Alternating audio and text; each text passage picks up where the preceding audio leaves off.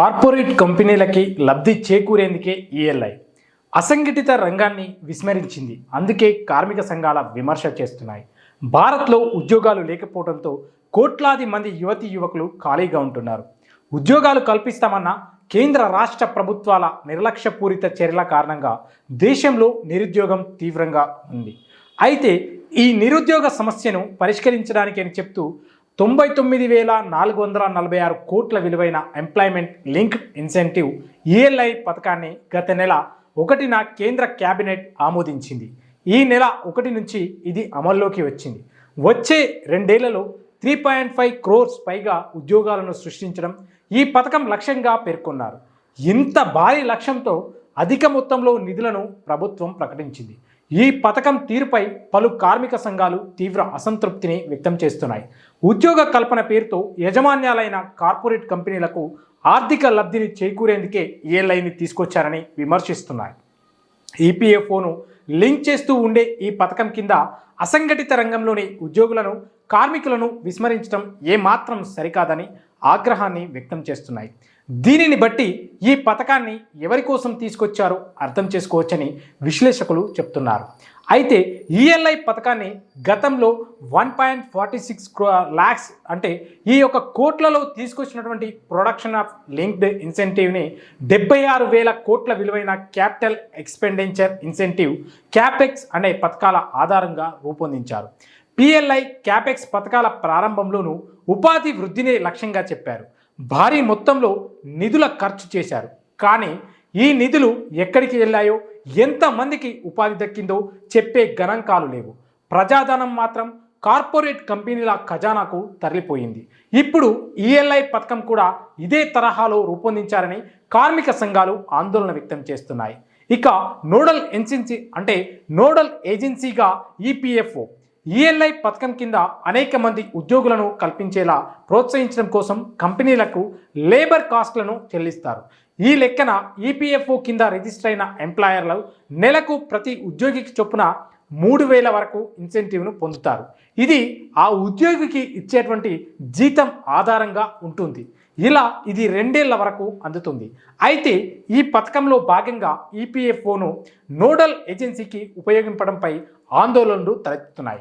కార్మికులు, ఉద్యోగులు retirement savings వ్యవహారాలను చూపే ఈపీఎఫ్ఓ ఇప్పుడు దాని స్వరూపాన్ని మార్చుకోవాల్సిన పరిస్థితి ఏర్పడిందని కార్మిక సంఘాలు అంటున్నాయి.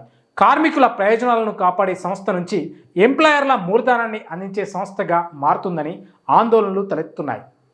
ఈ పథకం రిజిస్టర్ కంపెనీలకు వర్తిస్తుండడం, సూక్ష్మ, చిన్న, అసంఘటిత రంగాల్లో ఈ సంస్థలోని మినహాయిస్తుండడంతో అనేక విమర్శలు వెల్లువెత్తుతున్నాయి. గ్రామీణ, పట్టణ ప్రాంతాల్లో ఈ సంస్థలే అత్యధిక సంఖ్యలో ఉద్యోగాలు సృష్టిస్తాయని, వాటిని ఈ స్కీమ్ కిందకు తీసుకురాకపోవటం ఆందోళనకరమని అంటున్నారు. అలాగే 20 కంటే తక్కువ మంది ఉద్యోగులు ఉన్న సంస్థలకు ఈ స్కీమ్ వర్తించకపోవటం పట్ల కార్మిక సంఘాలు అసంతృప్తిని వ్యక్తం చేస్తున్నాయి.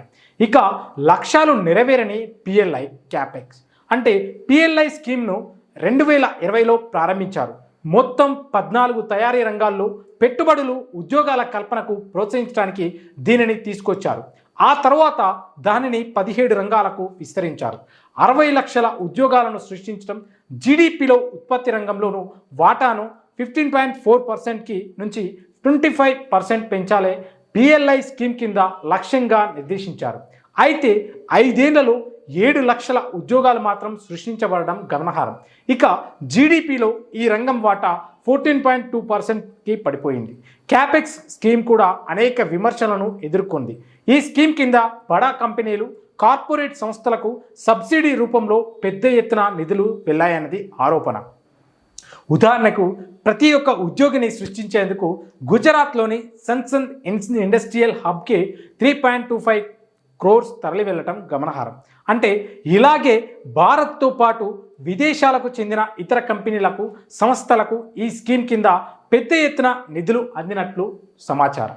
ఈ పథకాలు ఉద్యోగాలను సృష్టించడం కంటే దేశ విదేశాలకు చెందిన బడా కంపెనీలకు ఆర్థిక వనరుగా మారాయి. ఈ పథకాలు అందే నిధులు దేశంలోని సాధారణ ప్రజల నుంచి పన్నుల ద్వారా వచ్చేవనని, ముఖ్యంగా జీఎస్టీ వసూళ్ల నుంచి అని విశ్లేషకులు చెప్తున్నారు.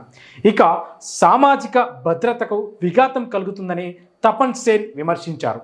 ఈ పథకం తప్పుదోవ పడుతుందని, ఇది ప్రజాధనాన్ని ప్రైవేటు యజమాన్యాలకు తరలించే చర్య అని centre of Indian trade unions CITU ప్రధాన కార్యదర్శి తపన్ సేన్ విమర్శించారు.